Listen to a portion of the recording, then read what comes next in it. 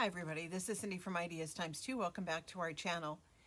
Today I have a tutorial that for a journal that I've kind of been playing with. I got the idea and inspiration for this journal from Pink Monarch Prints. You can find her on YouTube and Instagram, and she did an envelope journal that she has created a kit for, and so her tutorial was using the kit. And I didn't buy the kit, but I loved the idea, and so I've modified it because I thought the cover needed to be a little sturdier for the weight of my envelopes. And so basically what it is, it's an envelope journal, but each signature is an envelope, rather than some of my other envelope journals where the envelopes are joined together and create fold-outs and whatnot. This is just, each envelope is a separate signature.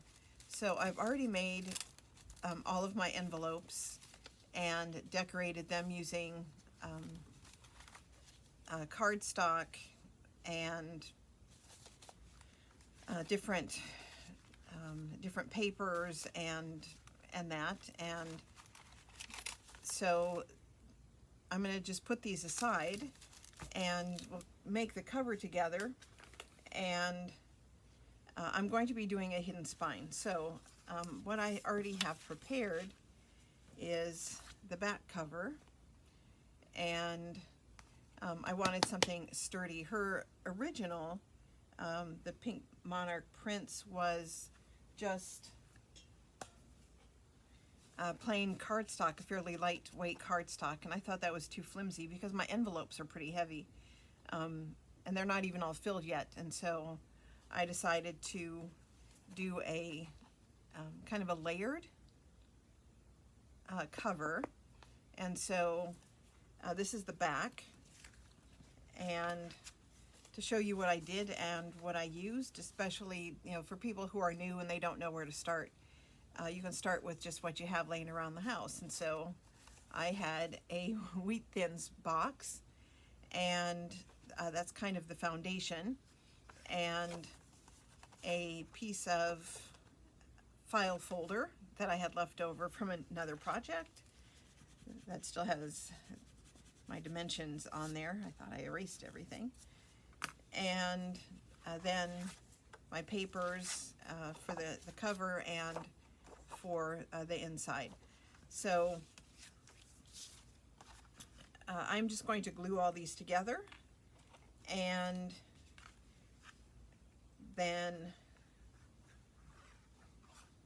sew around the edges to create the front cover. And what I'm going to show you right now is going to be just the basics. I'm going to be sewing the edges, so I'm not taking the glue all the way to the edge because the sewing will go there, and this allows me to sew a little faster rather than having to wait until it dries. So I'm going to layer or make the cracker box the foundation. And originally I was going to just use the paper on top of the box, but I accidentally made a mistake when I was cutting, and it was a mistake I couldn't fix, and I had only one piece of this paper left, and I love it so much. I wanted it to be my cover, and I had saved it specifically for the cover. And as crafters, I've been told we don't make mistakes, that we learn from them. Sometimes we make things better. And I had a student tell me once that we don't make mistakes in art, Miss Christofferson. So I'm going to take her word for it. Felt like a mistake to me, but I do like having that red border on there, so maybe she's right. Let's see. I would like to ink up my edges a little bit. The style of the envelopes that I made to go inside are all kind of a vintage. And so I want to keep consistent with my style on the cover. And I'm going with a bee theme, and so this paper is absolutely adorable. It's poppies and bees, and I only had 2 pieces of it, and so all the scraps are put aside to go. I've been collecting things to put in a poppy journal. I haven't made a poppy journal in quite a while, and I have some fabric. I'm trying to use up my fabric. I'm not supposed to be buying stuff this year. I'm having a no-buy year, and I have some exceptions, and craft supplies is one of them, but I still need to be a little bit more judicious and not spend all the money on craft supplies. So, really simple, right?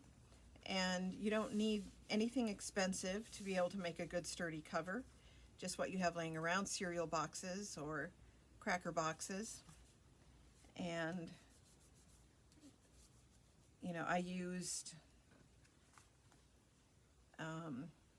part of 2 different 12 by 12 pieces of paper, but I still have scraps, plenty of scraps. So that needs to dry, and I'm going to sew around the edges. But while I'm doing that, let me show you kind of how she did her hidden spine. And so this journal is kind of a hybrid of a hidden spine and a traveler's notebook, really. So what I did here is I took a piece of scrap chipboard, kind of a medium weight chipboard, and I covered it with paper because it's going to be visible, as hidden spines are, on the inside, and so I wanted it to still be pretty, right? And what she did was she put notches, a notch for each of her signatures. And so her original journal had 6 signatures, or 6 envelopes. I decided to do 8, and so I put 8 notches in on each side, and I just used, I measured and put pencil ticks on each end, and then used the box cutter, which was handy, or if you have your X-Acto knife or a pair of scissors, that would work too. And I just put the notches in, and not too deep. If you put the notches too deep, you may find your envelopes aren't going to fit where they go. So because you're going to be gluing the entire back down, and so the back side of your whatever you're using to bind, I'm using waxed thread, but if you want to use something else, a floss or something, that's all good too. It's going to be glued down. I don't think this is going to be a problem, but I'm following the way she did it for this first time. Well, kind of following the way she did it for this first time. And I'm going to leave a fairly long tail here because I will need to tie a knot. So just go back and forth, or around. Actually, I'm going around and putting the ends of the thread inside those notches. I'm trying to make sure it's pretty tight.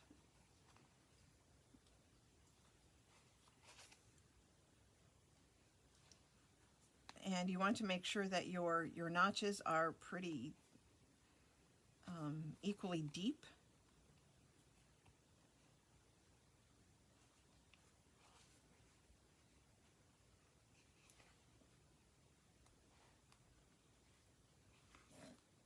So, like I said, I got this idea, or I didn't get this idea, I took this idea from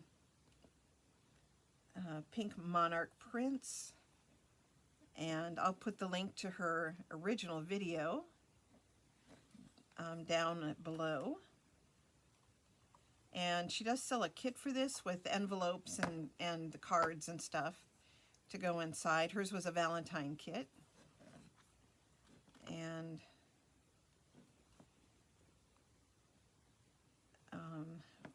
whoops, I can't quite find the last notch.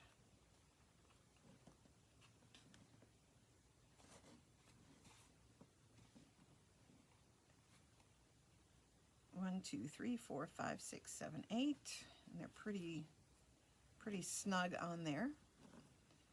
And then in the back,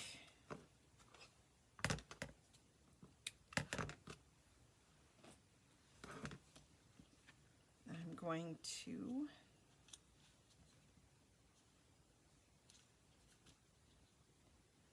tie this into a square knot, or try to tie it into a square knot.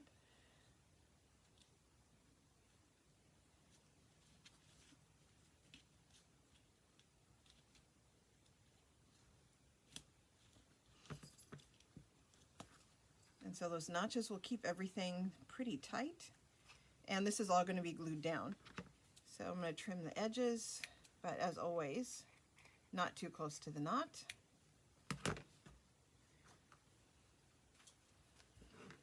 And that will be the hidden spine. And I'm just going to make sure these are all, those gaps are closed. I don't want any like teeth kind of, or you know, tines hanging out there.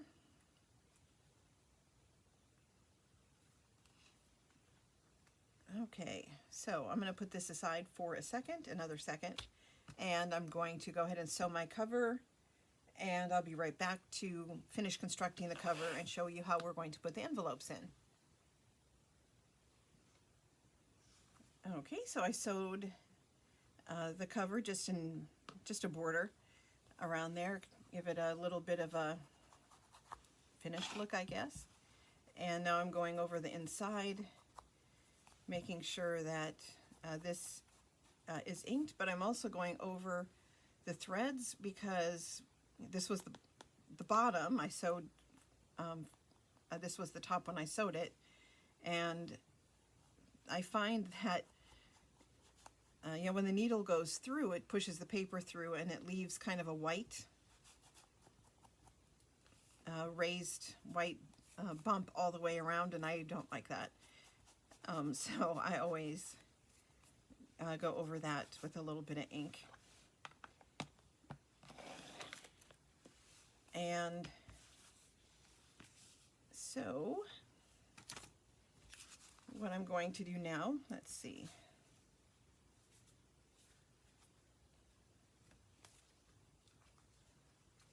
Is make sure that I have the right, going the right way here, is I'm going to, I prepared the spine already, fabric, and I kind of made the spine paper. I used rice paper and a heat and bond.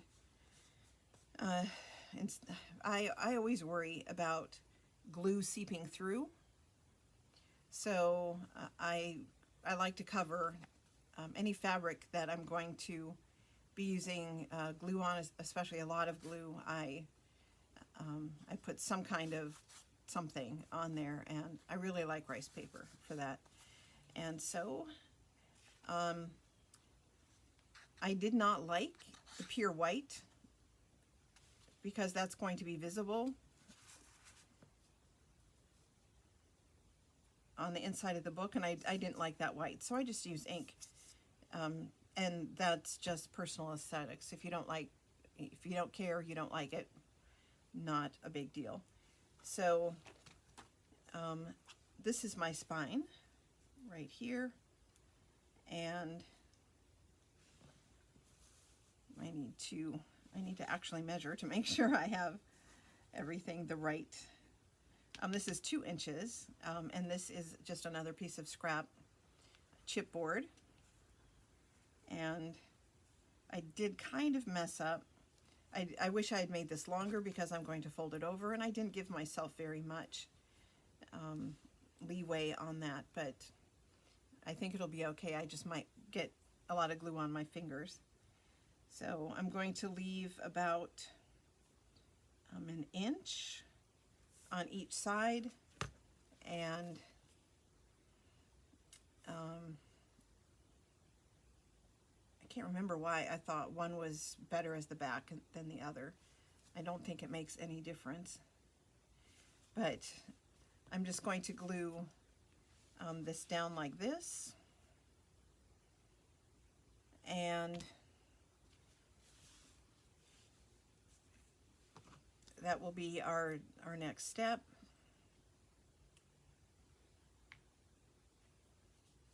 And I'm going to glue this first. I'm using Fabri-Tac, which is my personal favorite glue, Beacon Fabri-Tac. They, I think, make really good products. They don't smell all that great, but they work really well. And because it's made for fabric, paper, it works really great on paper too. It's kind of expensive. It's gotten a little expensive, especially at certain craft retailers. But there are other places online that sell it cheaper. So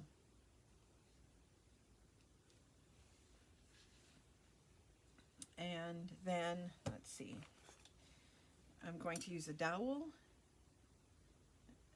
to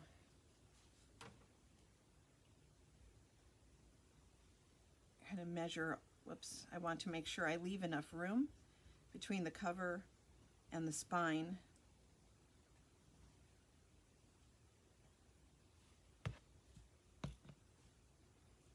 so that it opens and closes, right? And I'm just going to put this here. One thing I really do like about Fabri-Tac is that it dries pretty quickly, but it was doing some sliding around, so you do need to be careful. And then I'll do it on the other side.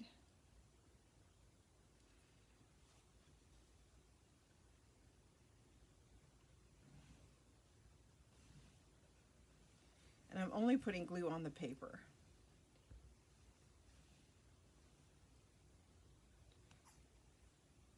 I left a little bit of a fringe around the edge. I like raw edges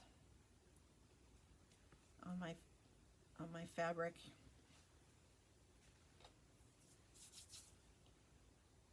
Okay, I'm gonna let this dry a little bit.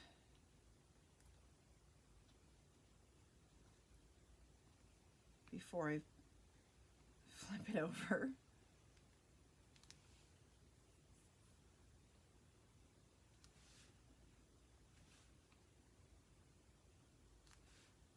And I do need to glue this down and this down also, and this might get messy.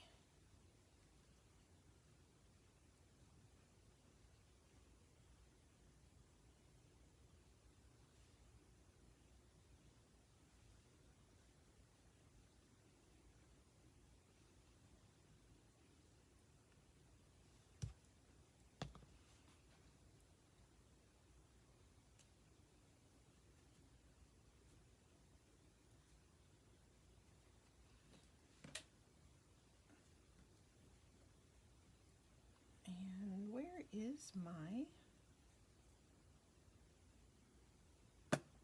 bone folder. I literally have used it today, so I know it can't be far. Usually I use the bone folder when I'm in this process at this point in the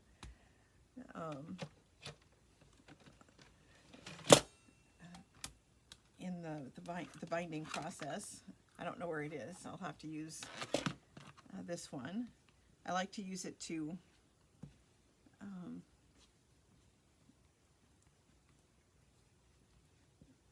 make sure the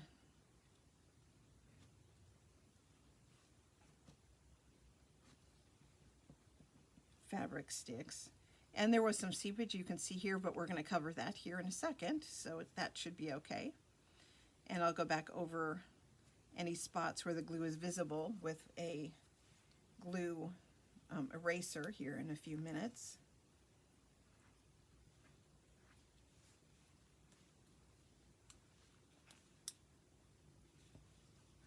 And since this is going to be covered, that will also act as a kind of a holder to make sure this fabric stays down.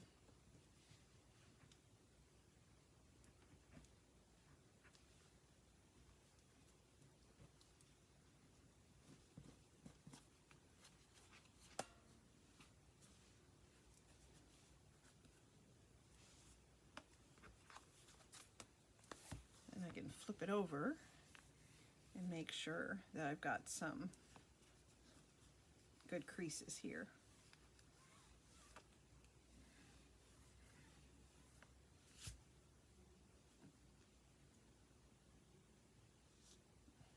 I don't know where cat hair came from.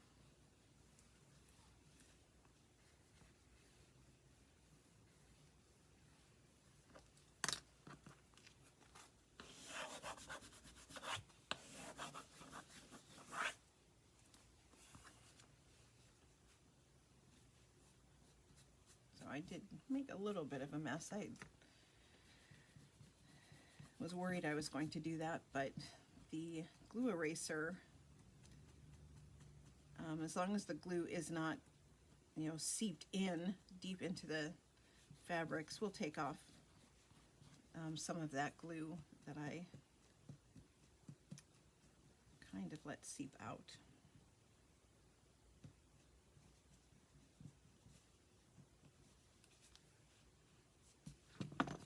I think that looks pretty good. There's our cover. And I might do something else on the front, add a book plate or something, but for now, I think that looks really good.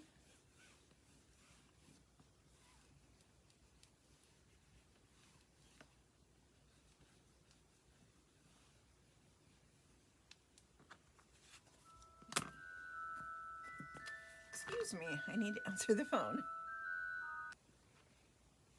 Okay, so after my phone rang, had to take care of some rather serious business with the gas company, a gas leak, possible gas leak. While I was waiting for them to show up, I decided to add some pink cheesecloth. It's dyed with avocado stained. Because the glue just was not looking very good, and in actuality, I think having the cheesecloth here will be better for the spine, because it will have something to stick onto rather than a piece of slippery paper. So it wasn't a bad break, because it allowed me to fix a problem. So that's all I did was affix some cheesecloth on there, just a little bit, and I don't know if I'm going to clean this off or not, or leave it. I like, it's a junk journal, right? I like having threads and things like that. So I covered up the chipboard with paper for no reason, but I make sure my top is facing up and this is facing up. So I'm just going to slather glue all over the back of this. And it doesn't matter if it gets on the strings or not, because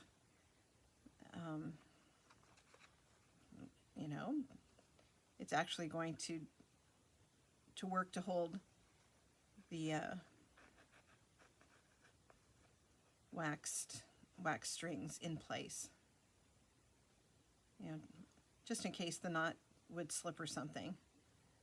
I'm going up pretty close to the edge because I don't want it to catch on anything or come loose.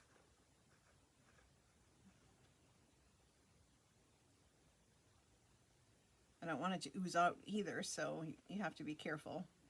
Fine line between not enough and too much glue, in my opinion. So I'm still just using the Fabri-Tac, and make sure my flowers are going the right direction, and I'll center that here in the middle, and need to let it dry before I put all of the envelopes onto the strings. But we are almost done, so I'm going to show you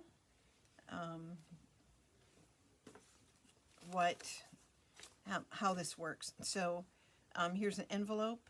I made most of my envelopes, but I have a couple that I didn't. This one is one I had, and as carefully as possible, I opened it up, and that allowed me to sew on here, so I think that's a good thing. So now how this is going to work is you're going to take the flap and tuck it under as if this were a traveler's notebook, right? And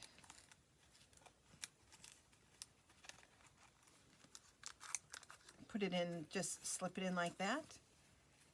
Now I'm going to take my glue, actually I'm going to put it on this side.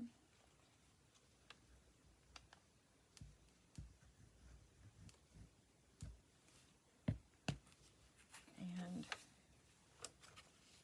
should do both sides at the same time.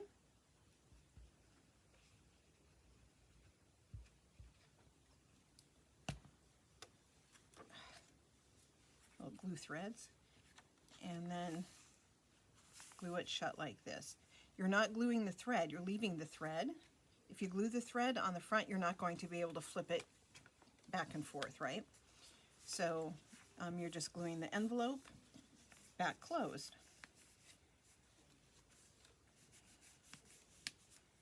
You know, make sure you don't have any glue seepage.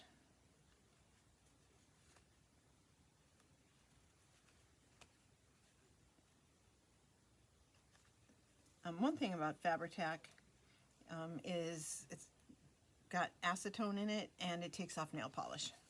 So I just polished my nails yesterday, and it's just from crafting this morning. So there's one envelope, and I'm going to go ahead and let this dry, put the rest of the envelopes in, and I'll be back shortly. Okay, after another interruption, I am back with not quite a finished product, but you can see what this style of binding looks like. So here is my cover, the spine, and the back. And on the inside I have 8 envelopes, and technically each envelope has another envelope, so that's 16 envelopes. And then I put another envelope here in the front and another envelope here on the back. So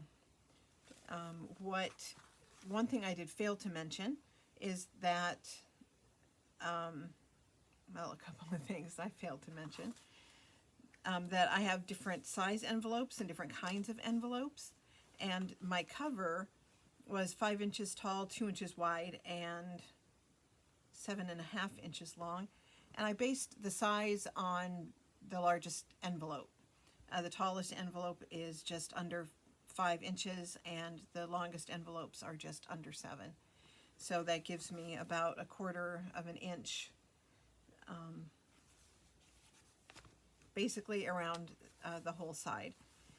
And So you can see that it does lay flat. This style allows for the journal to lay flat, but it is not completely full, and that's because I haven't filled all the envelopes. And because it's not a journal, I made a number of small junk journal style journals to go inside the envelopes. And once I think everything is full, it will be, I don't remember what I made to go in which envelope. But everything is bees. Whoops, this one is stuck. I'll have to.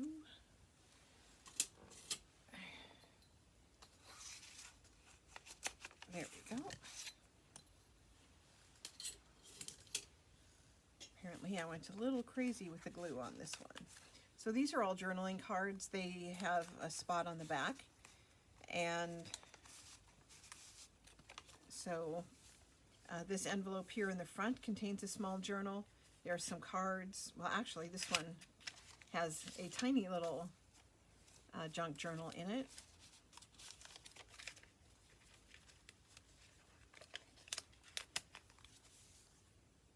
And this one has 2 journaling cards. And this one has a journal. This one has a journaling card. And you flip it open and put another card in there. This is a flip out. And it has a card, a journaling card inside. And this one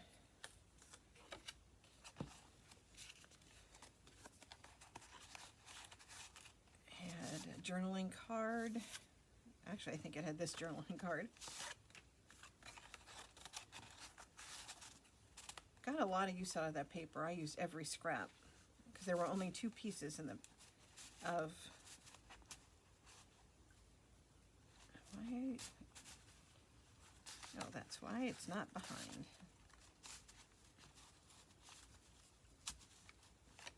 And this might have been in there as well. Nope. So I have different closures on,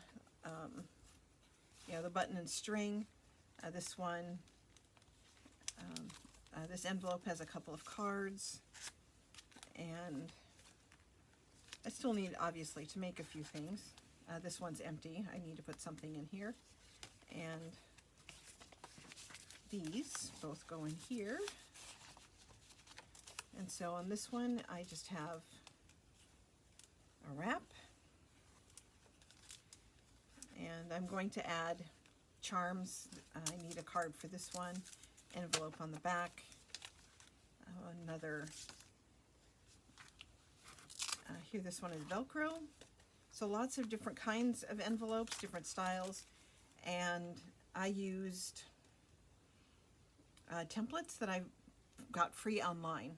So if you don't have an envelope maker, or you're like me and I can never get them to work the way I want them to, I just use templates for different kinds of envelopes I found online. So this is my maybe 85% finished journal with this hidden spine kind of traveler's notebook hack, and I will put the link down below to the original poster. She posted about a year ago, so this I will put the link directly to her tutorial, and I think then her video had the link to the kit that she sold for this style. And I hope you enjoyed this tutorial. I enjoyed crafting today. It's a miserable, gloomy day outside. It's raining, and it's been raining hard, and it's gray, and It's cold, so all the interruptions notwithstanding, I hope you give this a try. And if you haven't subscribed already, please click the subscribe button if you want to be notified. Click on the bell. Please leave a positive comment. Give me a thumbs up if you like this project. And I hope to see you next time here on Ideas Times 2. Thank you, everybody. Bye-bye.